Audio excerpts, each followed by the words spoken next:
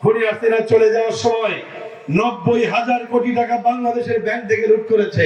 শুধু একটি নির্বাচনে যদি হয় তাহলে তো 2014 সালেও নির্বাচন হয়েছে, 18তেও নির্বাচন হয়েছে, 24এও নির্বাচন হয়েছে। বাংলার ছাত্র জনতা কিন্তু বাংলার মানুষ শুধুমাত্র একটি নির্বাচনের জন্য এই রক্তক্ষয়ী সংঘর্ষে অংশগ্রহণ করে নাই।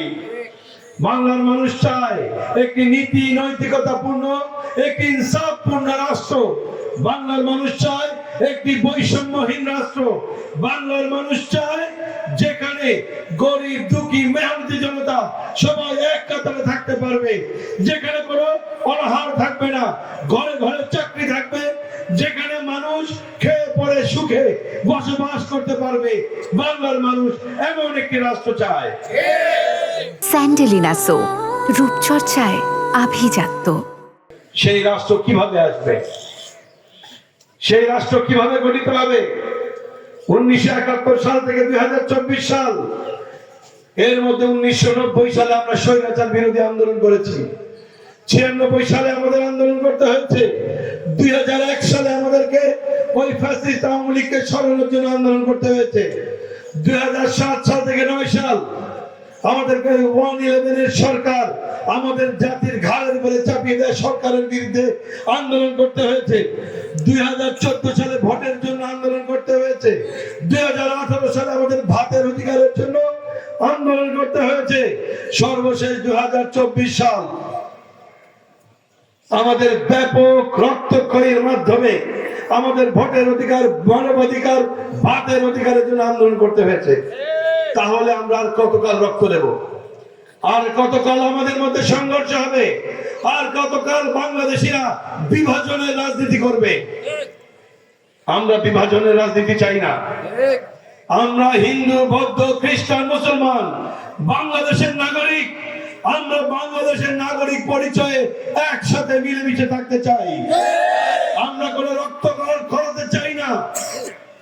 কিন্তু একটি বৈষম্যহীন রাষ্ট্র আপনি আমি কিভাবে আর পাবো? প্রিয় ভাইরা, 53 বছরে অনেক রাজনৈতিক দল আপনারা পরীক্ষা করেছেন, অনেক রাজনৈতিক নেতৃবৃন্দকে আপনারা পরীক্ষা করেছেন, অনেক নেতাকে রাষ্ট্র ক্ষমতায় পাঠিয়েছেন। বিনিময়ে বাংলাদেশ কি পেয়েছে? বিনিময়ে বাংলাদেশ পেয়েছে কানাডায় বেগম পাড়ার বাড়ি। আর বাংলাদেশ থেকে খুনি হাসিনা চলে যাওয়ার সময় 90,000 কোটি টাকা বাংলাদেশের ব্যাংক থেকে লুট করেছে।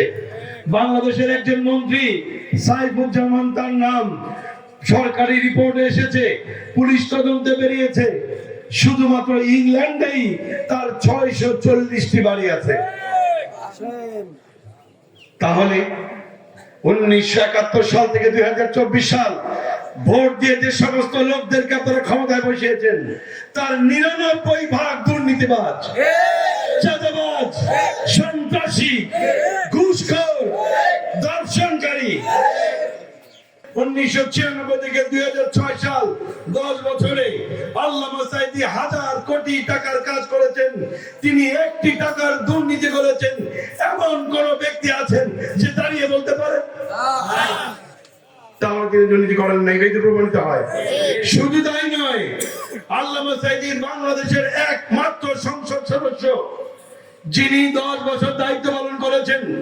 সরকার থেকে যত 1000 কোটি টাকা পেয়েছেন, কোন টাকা কোথায় খরচ করেছেন তা বই আকারে প্রকাশ করে প্রত্যেকটি ভোটারের বাড়িতে বাড়িতে পৌঁছে দিয়েছেন। বাংলার ছাত্র জনতা শুধু নয়, বাংলার খেটে খাওয়া কৃষক, শ্রমিক, মেহনতি জনতা, সকল শ্রেণী পেশার মানুষ এবং সকল রাজনৈতিক দল ঐক্যবদ্ধভাবে খুনি হাসিনার বিরুদ্ধে আন্দোলনে ঝাঁপিয়ে ফেলেছিল, যার ফলশ্রুতিতে আজকে আমাদের এই স্বাধীনতা।